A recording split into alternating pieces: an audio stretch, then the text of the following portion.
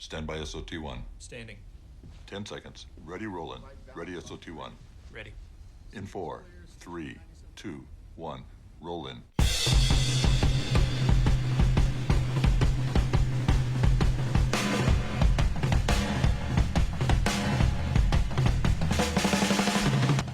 From legendary Uncle Studios in beautiful Southern California, welcome to another edition of Work Comp Matters, the central location for you employees, you employers, and of course, we haven't forgotten about you damn independent contractors. And now, here's this week's edition of Work Comp Matters.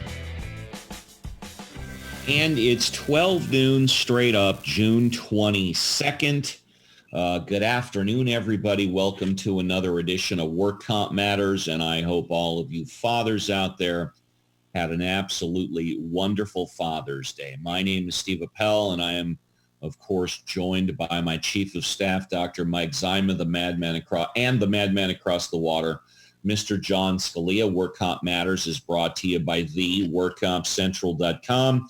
If you want the number one location for workers' compensation in both California and around the United States, check out the workcompcentral.com. They've got a free 7-day offer. And if you want to pick up their services, I have them. You should too. It's only $1 a day.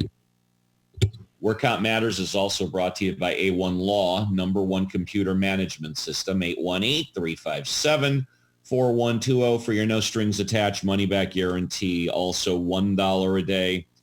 A1 Law. Head story today, the families of two women who portrayed Quaker Oats' Aunt Jemima expressed concerns about the company's decision to scrap the controversial branding, saying it could erase their family histories. I wonder if that was the idea behind that one. Relatives of the late Lillian Richard and Anna Short Harrington, two women who were hired by Quaker Oats to portray the character in the 1920s and 1930s, spoke out this week after PepsiCo's Quaker Oats said the brand's origins are based on a racial stereotype. The Aunt Jemima brand originally depicted a heavy-set black woman wearing the garb of a kitchen maid and a kerchief commonly worn by slaves. Representatives for Quaker Oats did not immediately respond to a request for comment. This is an injustice for me and my family. This is part of my history. Sir Larnell Evans Sr., a great-grandson of Harrington, told a news reporter. The racism they talk about, using images from slavery, that comes from the other side, white people. This company profits off images of our slavery, and their answer is to erase my great-grandmother's history, a black female, and it hurts. Harrington began appearing on the company's products after being discovered by Quaker Oats in 1935. Evans told the reporter she toured the country serving pancakes while clad in the Aunt Jemima getup, he said. This woman served all those people, and it was after slavery. She worked as Aunt Jemima. That was her job. How do you think I feel as a black man sitting here telling you about my family history they're trying to erase?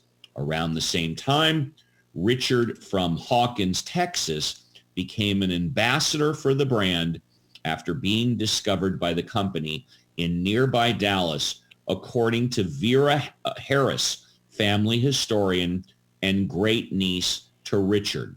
At the time, promoting the brand around Texas was considered an honorable job, Harris told the reporter, asking that the Richard family was proud of her.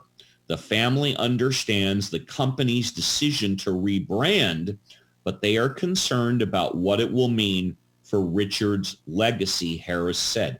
We just don't want my aunt's legacy, what she did, making an honest living at the time to be wiped away. Her story should not be erased from history.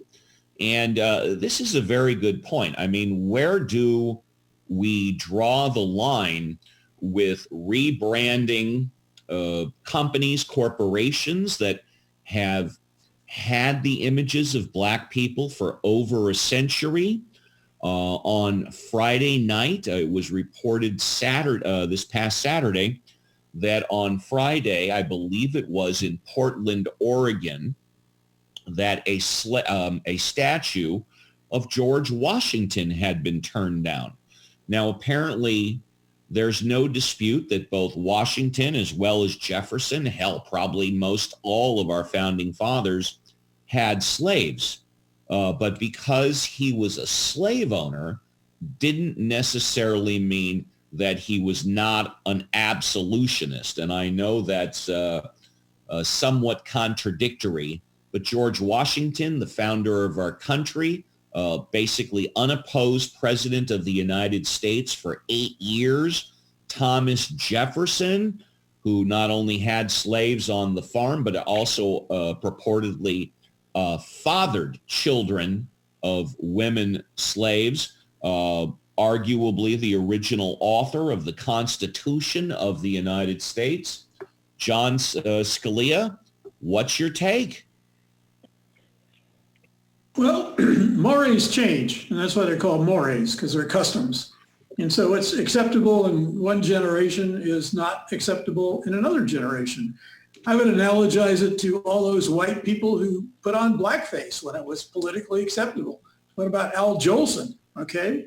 We no longer think it's politically acceptable. I don't think you're necessarily wiping out the history. What you're saying is, this happened, but we no longer consider it to be acceptable. And so we're going to move on and we're going to rebrand. I mean, I don't think Quaker Oats is saying, we're going to disown the people who played Aunt Jemima. What they're saying is, well, there was a racial stereotype, mores changed, that's not acceptable today. So I think that's reasonable. If it were me and I was the family that they were planning on rebrand, I would say, hey, great, you really want to make a statement? Turn over all your rights to the likeness of the family and we'll start our own brand. I don't think there's a heckin' chance of that happening. Mike Zyma, what's your take? Well, it's interesting that John, the way John describes it, and I certainly agree with it, and things certainly change. There has been in the last couple of years, especially in the South, this big deal about overturning those Confederate war heroes that are statues. And I got to tell you, I have no problem with overturning all those damn things. I liken it to seeing Saddam go down when his statue came down. But when they start talking about Washington and Grant, and then I heard that they're going to get rid of Teddy Roosevelt. I don't know about that. Now, what's wrong? What's their argument against Roosevelt? I don't know. That was just part of the news cycle this morning, that there was somewhere where there was a statue of Teddy Roosevelt and there was discussion about taking it down. That's just all I heard. Now, I got to say, though, that the Confederate flag, and I don't know whether you guys have been following what's going on with NASCAR now, but there is one full-time African-American driver, and about 10 days ago, he called the president of NASCAR, and they said, well, of course, we'll get rid of it, right? I don't know about you guys, but when I see the Confederate flag, it's like a swastika to me. It's just got so much baggage. I can't stand to see the Confederate flag. Well, now they had an event, I think it was Talladega, I'm not sure, don't quote me, but it was an event, and there were like 5,000 people there, and of course the venue could hold 100,000, and now there is backlash to having gotten rid of the Confederate flag, and I hate to say this, but it seems like the rednecks came out. So there's all that kind of stuff going on. I understand where people are coming from. Symbols, words, the country is constantly changing and evolving. We'll, of course, continue to report on that as new reports come in. Closer to home, after weeks of mixed messaging and leaving the decision of implementing mask mandates up to the counties, Governor Gavin Newsom, of course, said last week that facial coverings will be required in spaces where people can't maintain 6 feet of distance from one another. Masks may help people who are asymptomatic and don't realize they have COVID-19 from spreading the disease when they go out. Face coverings don't replace social distancing and other measures, but work alongside them to slow the spread. The CDC the CDC sums it up, quote, "Your cloth face covering may protect them. Their cloth face covering may protect you." You know, I, of course, was blasted on social media a couple of weeks back for not wearing a mask indoor with 3 other people. And I came out last week and said, look, if wearing a mask is what it's going to take to keep all businesses open, it's a very small effort on my part to do it. And I endorse that. And I know both John and Mike endorse wearing the masks as well. Well, I certainly do. You know, there's more to this story, Steve, if I may continue. You absolutely may. The announcement comes as cases within the state continue to climb. Across the state, 71 new deaths were reported, bringing the total deaths to 5,493. And there were 3,574 confirmed COVID-19 cases reported in state hospitals on Saturday, the highest total since at least April 1, when California health officials first began releasing the data. The previous high was 3,497 confirmed hospitalizations on April 29. It has steadily risen again as many areas of the state have begun to lift stay-at-home measures and economic and social restrictions. Saturday's total marked a 22% increase in hospitalization statewide since May 29. But health officials continue to discount concerns, saying total new cases are not the best measure of community spread because of aggressive levels of new testing. They point to other metrics they say show that the local outbreak has stabilized, even though the number of new cases increased by nearly 20,000 in the last 2 weeks and by more than 3,600 just over the weekend. Now, folks, I got a report yesterday. Actually, it was Saturday. We'll say this weekend.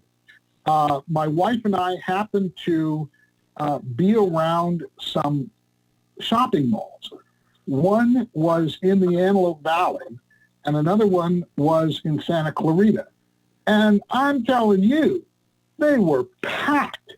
So we have had all this pent-up demand, and people are going back to the marketplace. And for the most part, they looked like they were being compliant. They were mostly in masks. They were social distancing, but it was absolutely extraordinary, the pent-up demand that is now being unleashed. Well, people have stayed inside for too long. They've been saving their money. It's time to go out. I know on Friday night, I went to my local piano bar, Paoli's. I, of course, did not stay until closing. I left before sundown. But there were about a dozen people in there, and we were doing our social distancing. And I can't remember the last time I was so happy to be in the company of strangers, I tell you. Well, how full was it, Steve? 25%, 50%? What did it look like in there? Oh, no. Okay, now let me see. On a regular night, more than 3-4 months ago, I think the fire department for inside had Paoli's capacity I'm totally guessing now. I'm thinking like maybe 60 people at most. They've also got room out for another, I don't know, 30, 40 people outside. I was there from 5 to 7 p.m. And there were only about a dozen people in there. But I know that it gets a lot more crowded, and for a variety of later on at night, and for a variety of reasons, I just chose, as I have in the past, not to stay there once it gets really crowded. I'm sure it's fun and enjoyable for others. It's not that fun and enjoyable for me. Was everybody wearing masks? No. In fact, less people were wearing masks than were wearing masks, but pretty much social distancing at least 6 feet. I see. Okay. You can't wear a mask when you're drinking, right? And that's that. And John is absolutely right, because the regulations set down by the state and the county, at least for now, say if you're drinking or eating, you're not required to wear a mask as long as you and your immediate party, which I believe is up to 10, are at least 6 feet away from the party next to you.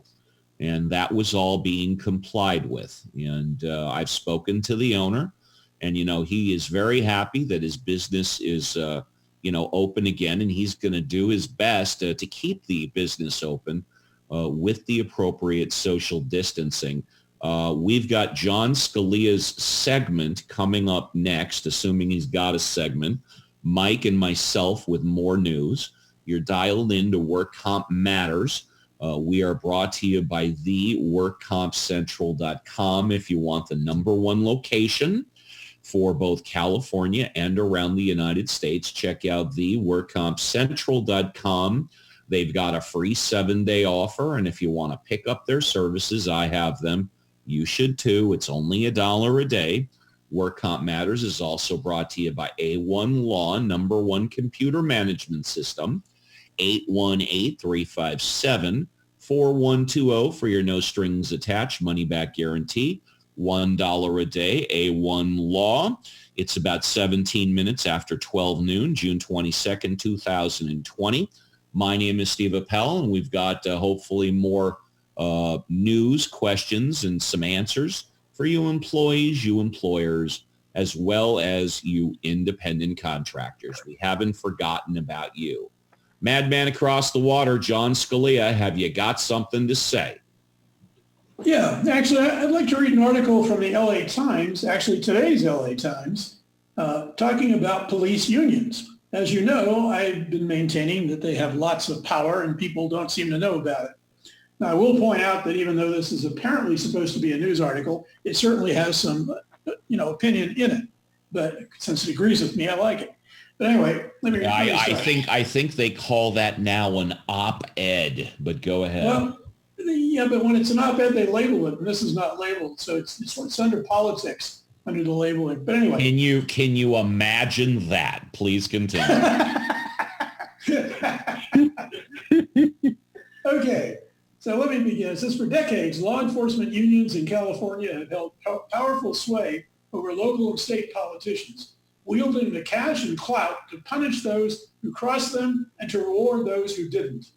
Their often pugnacious style of politics was on display in Los Angeles recently when officers, including a union board member, berated Councilwoman Monica Rodriguez over proposals to redirect some law enforcement funding and threatened to take their anger to the ballot box. In San Francisco, a union leader suggested that city bus drivers who rely on police when safety issues arise, quote, lose our number, close quote, after the transportation agency said it would no longer carry officers to protest against police brutality. But in a reversal that largely began in 2018 with the death of a black man, Stephon Clark, at the hands of Sacramento police, and came to a peak in May with the killing of George Floyd in Minnesota, the power of California's police unions has been severely diminished. The article goes on, but basically it tells you what I was saying before, that these are powerful political unions and there's no opposition to them because, as they threaten, if you don't like what we want, the next time you call us, we may lose your number. That's the kind of tactics they engage in. As I say, there's no countervailing force to the police unions until now, because now the public is aware that the police need to be curtailed. Now, part of it is that the police have been asked to do things which are inappropriate for cops, obviously. So when you talk about defunding, what you're really talking about is saying, well, look, the stuff that we're asking you to do should be done by social workers. It shouldn't be done by you. You're not social workers. So we should divert some of your funds to have money for them. So that's part of it. So I think, my point is that the LA Times article basically substantiates what I've been telling you about police unions, and they certainly need to have their power curbed. I couldn't agree more. The police union, one of the strongest unions in the state. Mike, you got a comment or another news story? Well, I absolutely agree. And I note that when we first began breaking the George Floyd story, John specifically brought out the issue of the unions as a major problem.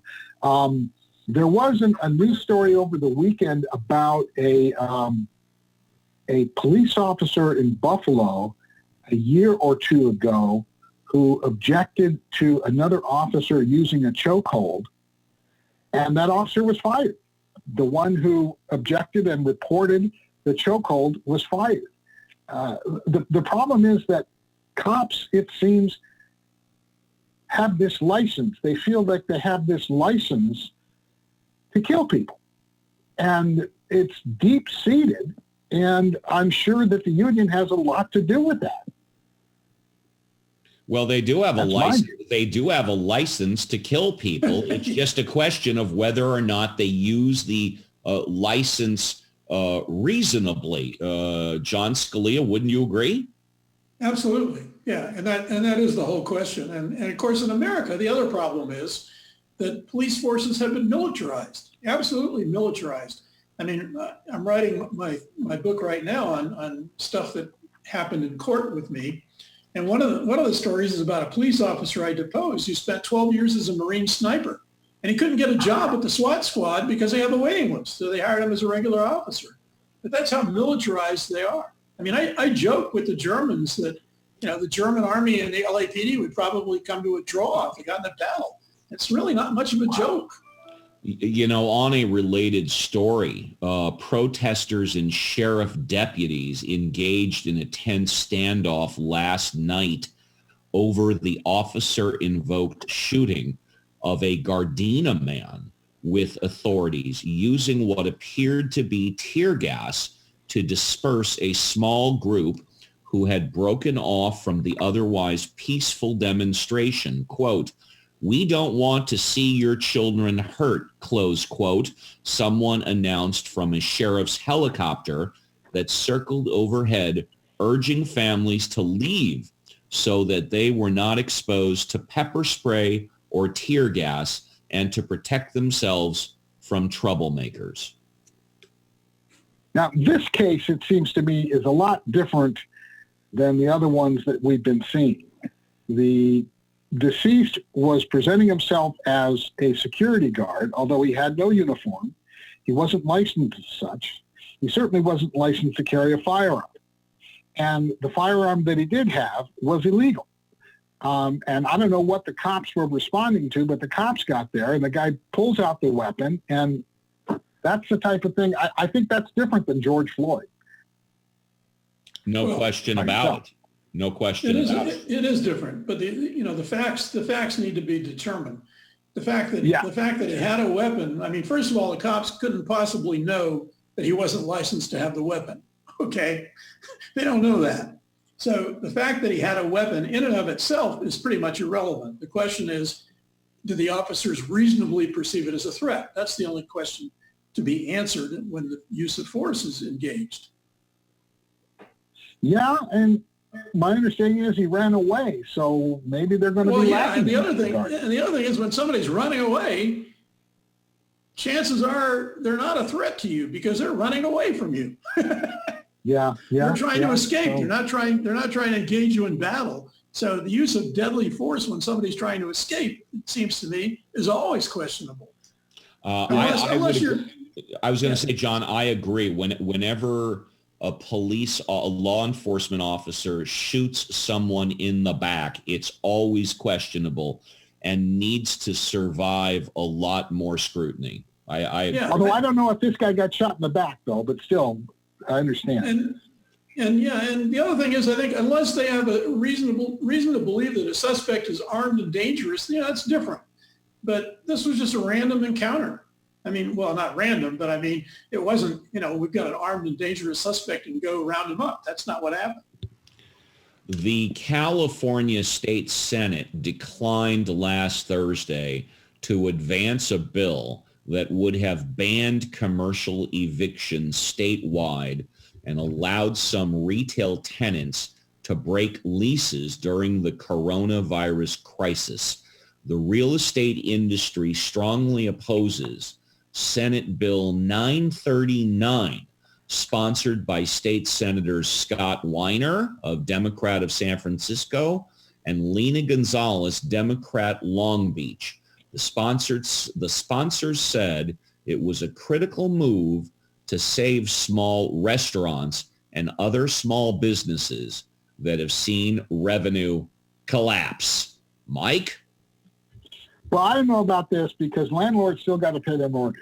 What do you think, John?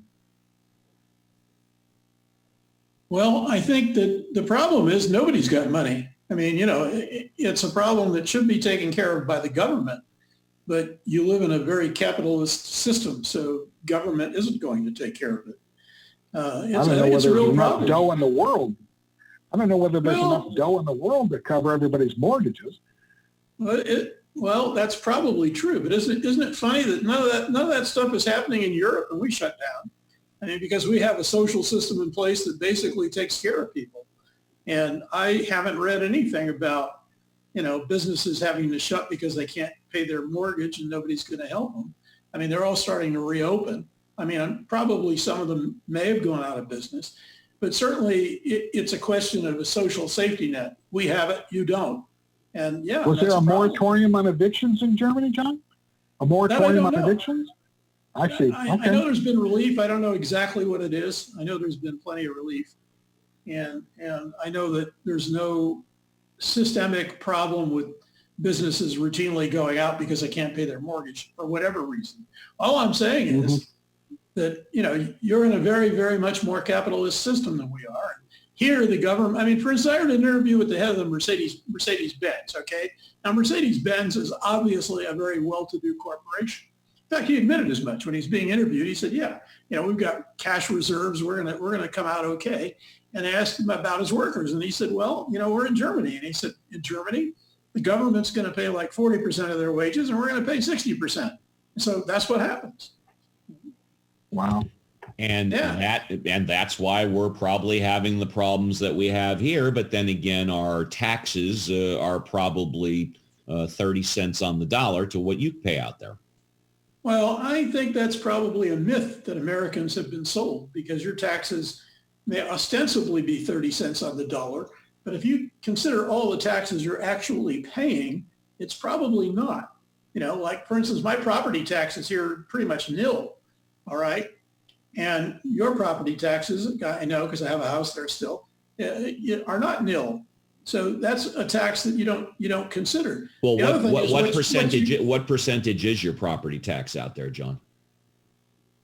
Got it. It's really minuscule. I mean, I only notice it because it's like every few months they deduct like $70 out of my checking account.